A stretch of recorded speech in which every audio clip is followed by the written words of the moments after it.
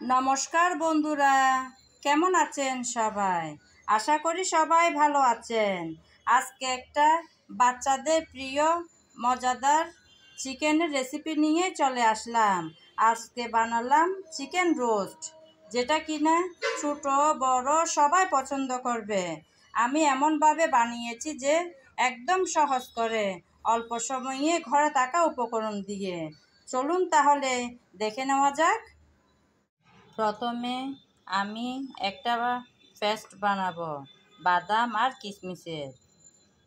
আমি এখানে 4-5টার মতো কাজু বাদাম নিয়েছি আর কয়েকটা কিশমিশ নিয়েছি। পেস্টটা বানিয়ে নিলাম। এখন চলে যাব পরবর্তী কাজে। আজকের রোস্ট বানাবো বলে আমি চিকেন কেটে ধুয়ে পরিষ্কার করে নিলাম। আমি চিকেনের এরকম 4 পিস নিয়েছি। এখন মশলা মাখিয়ে তারপর ভেজে নেব। প্রথমে দিলাম মরিচ,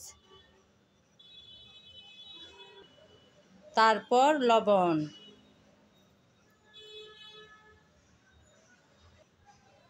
তারপর সামান্য আদা বাটা, সামান্য রসুন বাটা।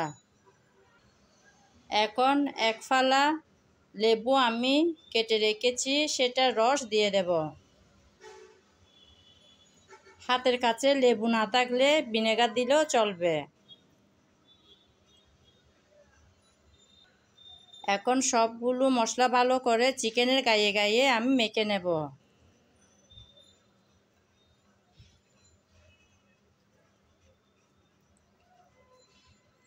সবগুলো চিকেনের গায়ে আমি ভালো করে মশলা মেখে নিলাম। এখন রেখে দেব 5-10 মিনিট।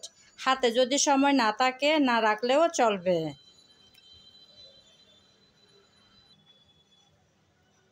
কিছুক্ষণের জন্য ম্যারিনেট করে রেখেছিলাম।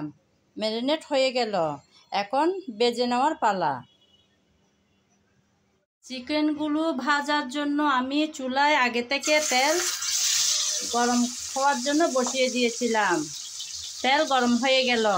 আমি এখন একটা একটা চিকেনের পিস দিয়ে দেব।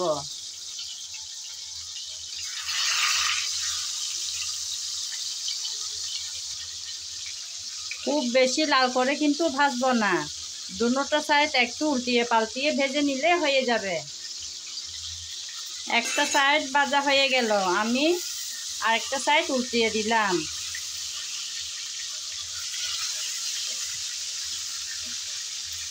দুটো সাইড ভাজা হয়ে গেল। এরকম করে আমি সবগুলো ভেজে তারপর তুলে নেব। সবগুলো চিকেন ভেজে তুলে নিলাম। এখন আমি চিকেন ভাজার তেলে দিয়ে দেব 2টা তেজপাতা আর দিলাম 2টা দারুচিনি আর 3-4টার মতো এলাচ।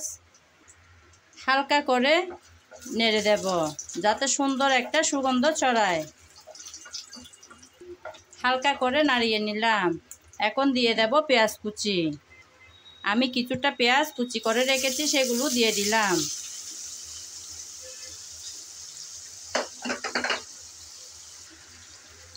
পেঁয়াজ নেড়ে চেড়ে বাদামি করে ভেজে নেব।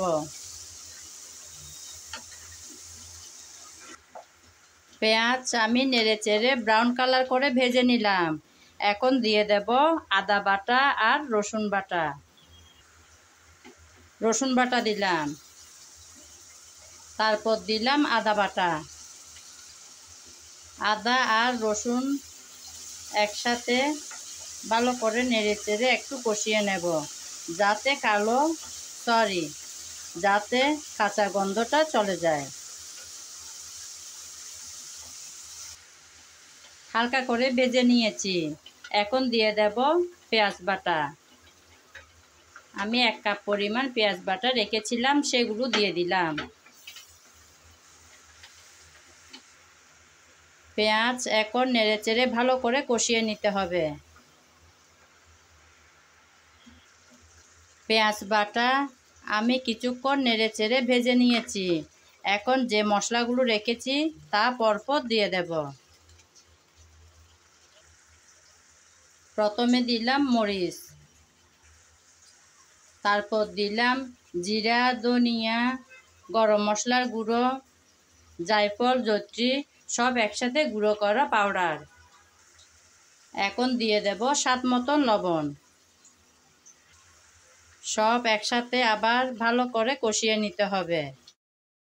সবগুলো মশলা আগে থেকে বাসায় এভাবে রেডি করা থাকলে তাহলে অনেক সহজ হয় এরকম রেসিপিগুলো বানাতে। না হলে কিন্তু অনেক সময় দেখা যায় বাচ্চারা খেতে চাইলেও সব কিছু রেডি করার জন্য করা হয়ে ওঠে না। কিছুক্ষণ আমি ভালো করে নেড়েচেড়ে মশলা কষিয়ে নিয়েছিলাম। এখন আমি বাদাম আর কিশমিশ বাটাগুলো দিয়ে দেব।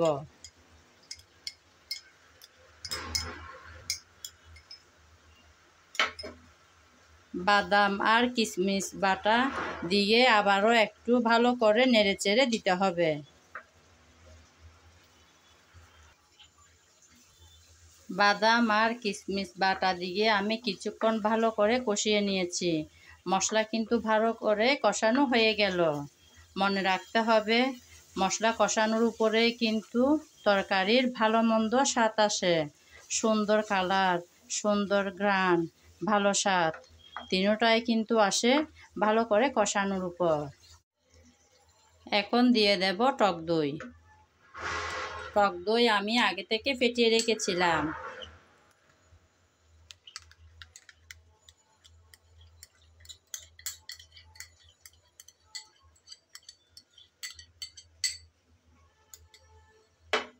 টক দই দিয়ে আবারও ভালো করে একটু নেড়েচেড়ে দিতে হবে। টক দই দিয়ে আমি ভালো করে আবারও কষিয়ে নিলাম। সুন্দর তেল উপরে বেশি আসছে, অর্থাৎ বোঝা যাচ্ছে আমার মশলা ভালো করে কষানো হয়ে গেল। এখন ভেজে রাখা চিকেনগুলো দিয়ে দেব।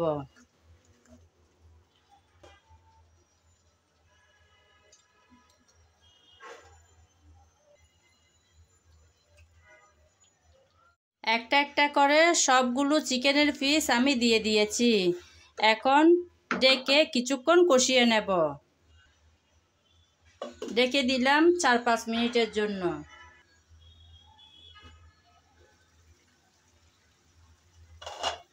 আমি 4-5 মিনিটের মতন ডেকে কষিয়ে নিলাম।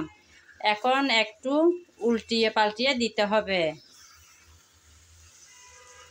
যাতে সবগুলো চিকেনের গায়ে মশলা লেগে থাকে, ভালোভাবে সিদ্ধ হয়।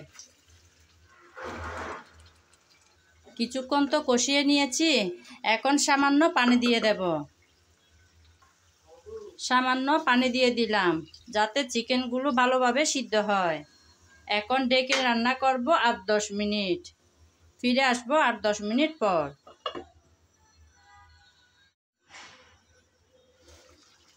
কিছুটা পানি দিয়ে আমি 8-10 মিনিটের মতন রান্না করে নিয়েছি। চিকেন প্রায় সিদ্ধ হয়ে আসলো। আমি এখন 2-3টা কাঁচামরিচ ফালি করে রেখেছিলাম, সেগুলো দিয়ে দিলাম। এখন দিয়ে দেব সামান্য ঘি। উপরে কিছুটা ঘি দিয়ে দিলাম। ঘি দিয়ে আমি আবারও ঢেকে 4-5 মিনিটের মতন রেখে দেব চুলার উপর। চুলার আগুনটা কিন্তু একদম ছোটো করে দেব। রেডি হয়ে যাওয়া চিকেন রোস্ট আপনাদেরকে পরিবেশন করে দেখালাম। আজ এ পর্যন্ত। সবাই ভালো থাকবেন। নমস্কার।